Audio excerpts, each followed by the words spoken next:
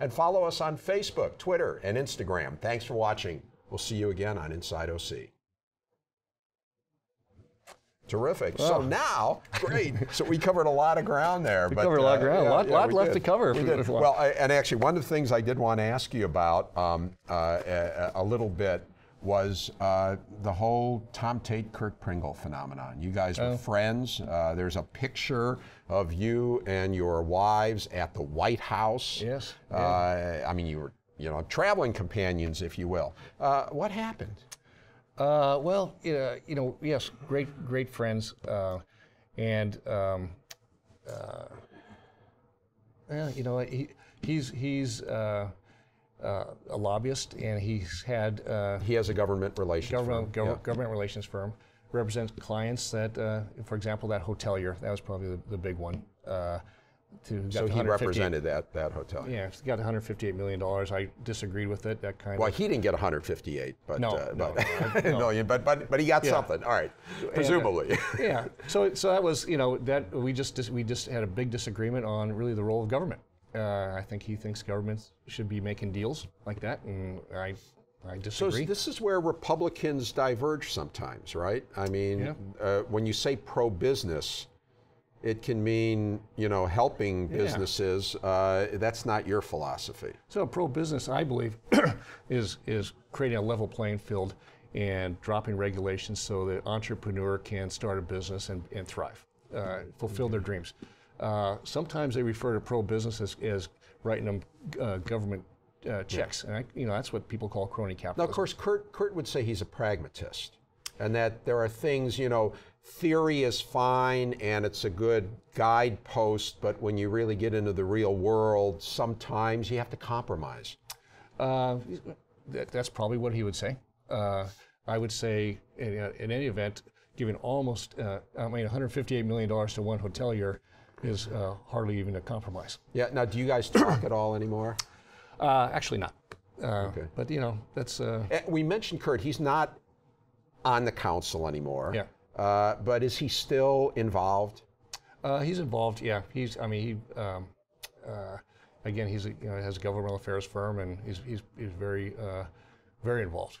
Yeah. Okay. Something else we did not, or something else I wanted to ask you with the news now that we've got a football coming back to Los Angeles. Well, the last time the Los Angeles Rams were here, they were playing in Anaheim.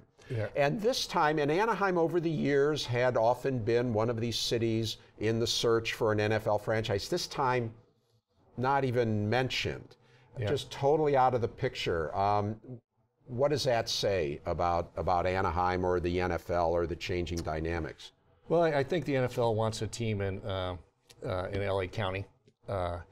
It's funny, when I first got appointed way back in, to the city council back in 1994, I got a call from the LA Times informing me I just got appointed to the city council as a swing vote. And he says, he goes, Tom, he said, the Rams just left Anaheim. The Angels are threatening to leave, and Disney's threatening about canceling their Westcott project. What are you going to do about it? And you're the swing vote. So 20 years forward, Rams are not. It's just kind of funny. Those three issues: Rams, Angels, and Disney are still the issues we're dealing with. So yeah. But did Anaheim just decide this time? We're done with the NFL, or what? It's tough to put a deal together for the NFL to work because they only play 8 or 9 games. We have property, but there's much of that is controlled by Artie Moreno and the Angels, and it would be a difficult deal to put together. So we didn't. Did anybody approach Artie to say, "Hey, would you be open to doing something with an NFL?" Not that I know of. Franchise. Okay, and also Arctic. That's that big transportation center. There's been a little friction there. What's that about? Well, it's a big transportation center that that's the thing. When you're using. Sitting at Angel Stadium, you can see it, that gleaming glass sculpture there. Right. And if you go in, you'll find it's empty. So that's the problem. It was hatched with the idea when high-speed rail was. People were planning on high-speed rail coming here to Anaheim. I think that's That's not realistic. So now you have a train station that really isn't a train station, it's more of a train stop. There's no other trains that go in there. It's a stop on the line. And people don't use it. And it's obviously a big mistake. So what should be done about it? Well, I think, okay, now it's built. Now, like I don't know if you've been to San Francisco, they have the ferry building there, which is a transit hub that was run down, and they reprogrammed it to make a cool retail place. I think something like that, we could do something like that. But first of all, we have to say, it's not going to be a transit station. Well, are you opposed to a subsidy or something that the council wanted to do something on that, right? Well, it's paid for by the OCTA, and right. Okay.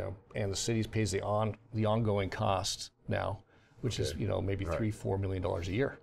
I don't like that at all. Just one other thing I want you to respond to, and I'm embarrassed now because I'm forgetting what the issue was, but some of your critics have said, well, you're against it now, but you voted for it back then. What's that? They'll talk about the subsidy of the hotel. Okay. And back in, I think, 2001. You're a member of council. I was a member of council, and I voted for a small one. I think it's $7 million. And I've said, that was a mistake. It was following 9/11. Everyone trying to, I guess, one of those things, trying to get activity going, but we shouldn't have done it then, and we certainly shouldn't do it when it's many times over. And what makes matters worse is there's 2 more hotels on the books coming now that the city wants to do it again. This is going to cost the city, probably $20 million a year. At the end of the day, we don't have the money to do. All right, Mayor, thanks so much. All right, hey, thanks, Rick. Appreciate it. Appreciate it. Inside OC is brought to you by 5 Point. 5 Point is an independent real estate development company with assets under management across California. 5 Point is a proud sponsor of public television and community programming.